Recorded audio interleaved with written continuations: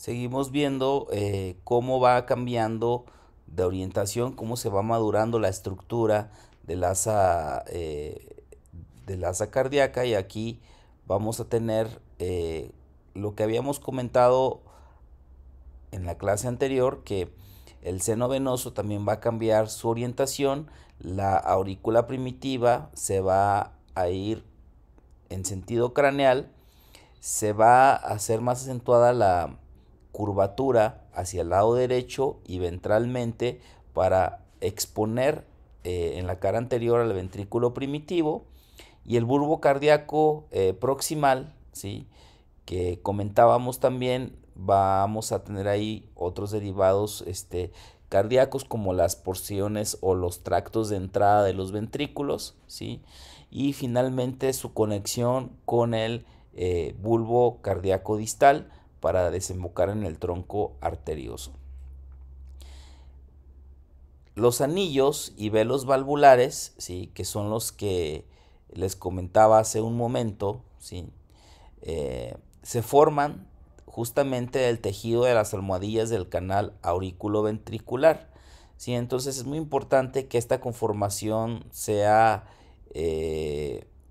pues muy bien diferenciada, que de hecho dentro de las consideraciones importantes que vamos a mencionar posteriormente, vamos a hablar de algunos defectos justo en la fusión de estos almohadillas o cojines endocárdicos, que pueden generar posteriormente, al finalizar el proceso de desarrollo valvular, atresias o estenosis valvulares tricuspídeas o mitrales, ¿no? Entonces, es muy importante que esa fusión de las almohadillas o de los cojines endocárdicos, tanto ventral como dorsal y laterales, se lleve a cabo de una manera organizada.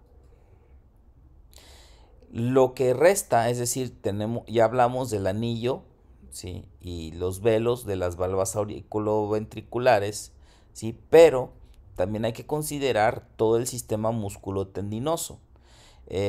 Sabemos perfectamente que las valvas cardíacas se anclan a través de cuerdas tendinosas sobre la superficie del ventrículo, a través de los músculos papilares. Entonces, este sistema musculotendinoso que justamente está conformado por esas cuerdas tendinosas más los músculos papilares, ¿sí?, son consecuencia o se forman como parte del proceso de diverticulización y socavamiento, ¿no?, que se sufre justo en el momento del desarrollo de las bolsas trabeculadas ventriculares, ¿sí? ¿Esto qué quiere decir?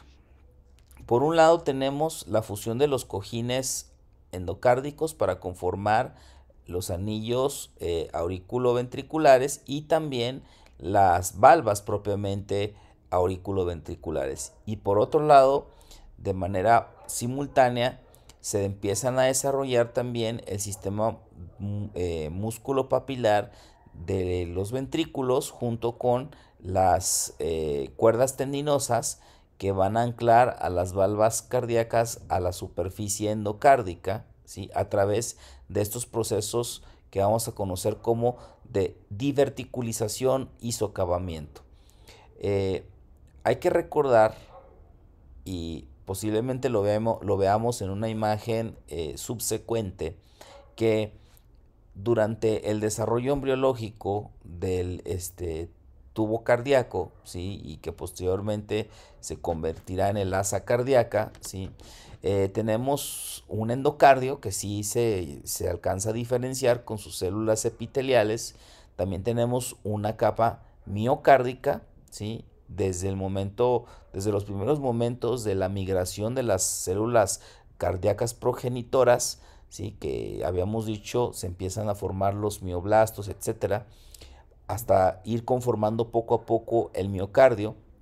Entre el miocardio y el endocardio hay una capa intermedia, ¿sí?, una capa intermedia que se llama que está compuesta por una sustancia que se conoce como gelatina cardíaca.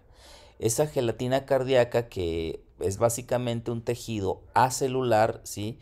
Y es un tejido que se va a ir degenerando con el crecimiento del propio miocardio y la maduración también del endocardio, ¿sí?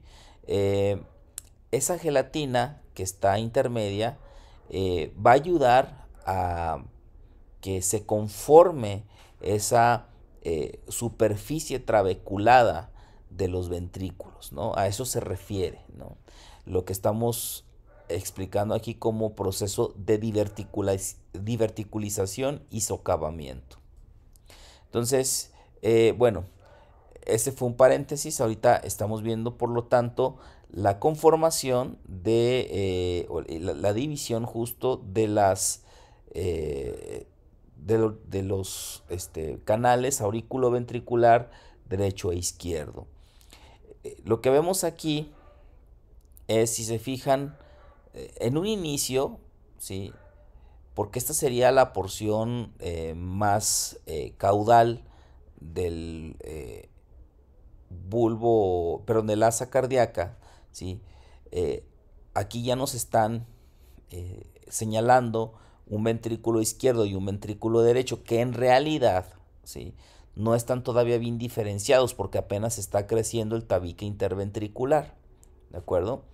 Aquí arriba debería estar la aurícula común o aurícula primitiva, ¿sí? Y entonces lo que se empieza a generar acá, aquí tenemos un canal auriculoventricular común, y posteriormente, si se fijan, empieza a haber un cierre, ¿sí? Del canal auriculoventricular, que va a estar mediado justamente por el crecimiento y de las propias almohadillas endocárdicas, ¿sí? Que aquí no lo están señalando con estas iniciales, ¿no? Almohadilla dorsal, ¿sí? Del canal auriculoventricular, almohadilla ventral del canal auriculoventricular, almohadilla lateral derecha, ¿sí? Del canal auriculoventricular, y almohadilla lateral izquierda del canal auriculoventricular.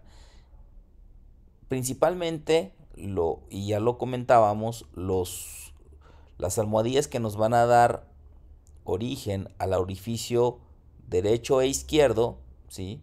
Van a ser las almohadillas ventrales, y la ventral y la dorsal, ¿de acuerdo? Entonces, al final de la fusión de estas dos almohadillas endocárdicas, vamos a tener justamente los dos orificios auriculoventriculares separados, ¿sí? Y las almohadillas laterales pues nos van a delimitar justamente las paredes laterales de estos orificios auriculoventriculares, ¿sí? Posteriormente se irán formando a partir de el mismo tejido de las almohadillas endocárdicas las valvas cardíacas, que posteriormente se conectarán con el sistema músculo tendinoso que ya hemos descrito anteriormente.